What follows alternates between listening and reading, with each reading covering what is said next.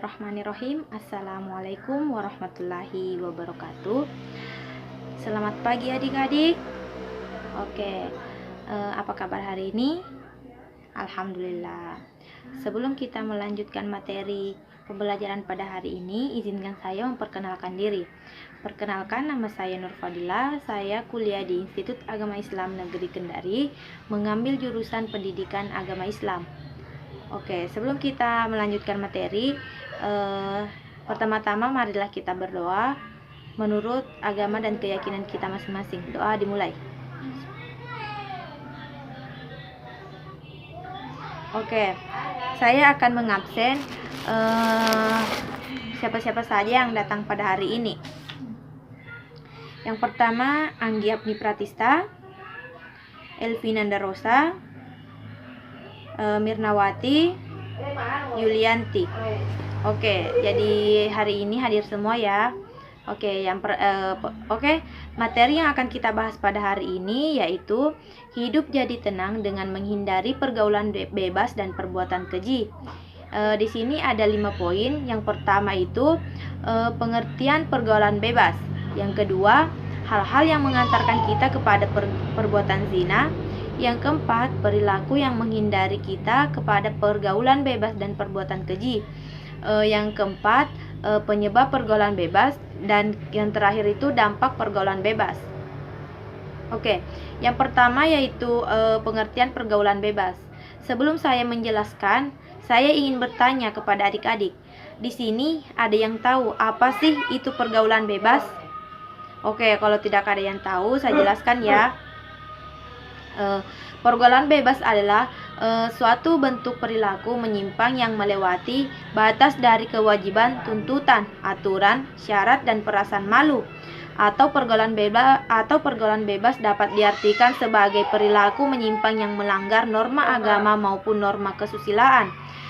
Dalam surah Al-Isra ayat 32 yang berbunyi, wala taqrabuz zina innahu kana fahisyatan wa sa'as sabil, yang artinya, dan janganlah kalian mendekati zina, sesungguhnya zina itu adalah suatu perbuatan yang keji dan sesuatu jalan yang buruk.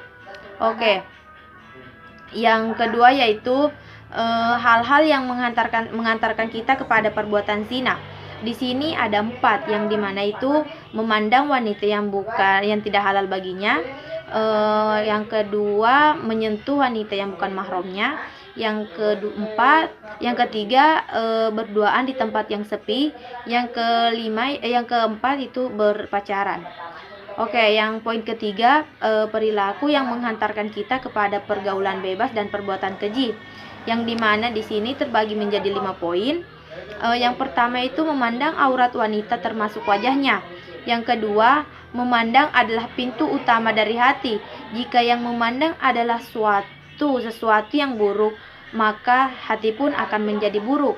Allah mewajibkan mukminin dan mukminat untuk menundukkan pandangannya terhadap lawan jenis, karena itu merupakan sarana yang mengantarkan kita kepada perbuatan zina. Yang ketiga yaitu pendengaran. Yang keempat, telinga juga dijadikan untuk mendekatkan kita kepada perbuatan zina. Yang kelima yaitu ikhtilat, atau biasa disebut dengan perbuatan atau pergaulan bebas antara laki-laki dan perempuan. Yang keempat yaitu poin yang keempat di sini ada penyebab pergaulan bebas.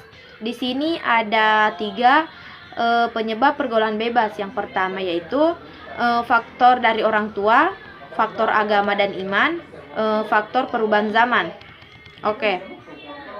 Yang kelima yaitu dampak pergaulan bebas.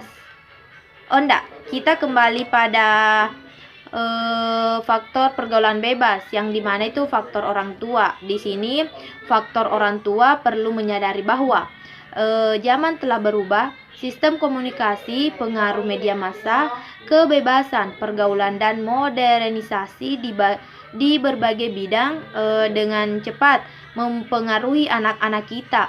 Budaya hidup kaum muda masa kini berbeda dengan zaman para orang tua di masa masih remaja dulu.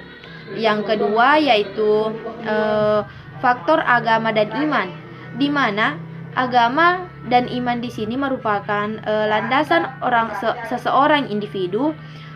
Tanpa agama, hidup mereka akan kacau. Karena kenapa? Mereka tidak mempunyai pandangan hidup. Agama dan iman juga dapat membentuk kepribadian individu.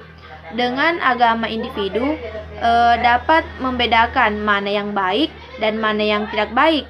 Tetapi para remaja yang ikut ke dalam pergaulan bebas ini biasanya tidak dipengaruhi mana yang baik dan mana yang tidak baik. Nah, yang ketiga, perubahan zaman.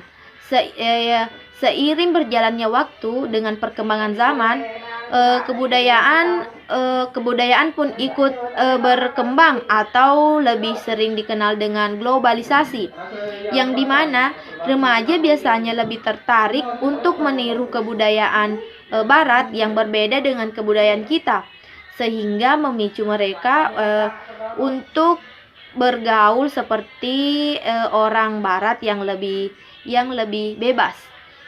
Oke.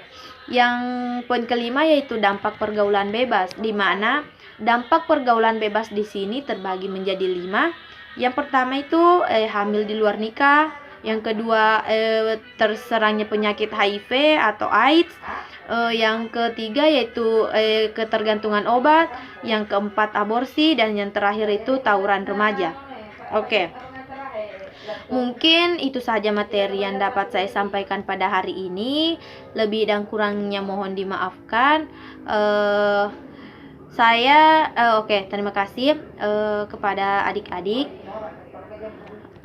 Mungkin dari adik-adik ada materi yang kurang dipahami atau kurang dimengerti, bisa dijelaskan, bisa ditanyakan kepada saya jika ada yang tidak dimengerti.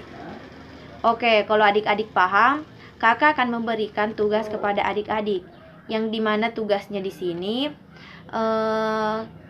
saya ingin adik-adik mencari isi kandungan surah Al-Isra ayat 32, dan tugasnya dikumpul besok. Oke.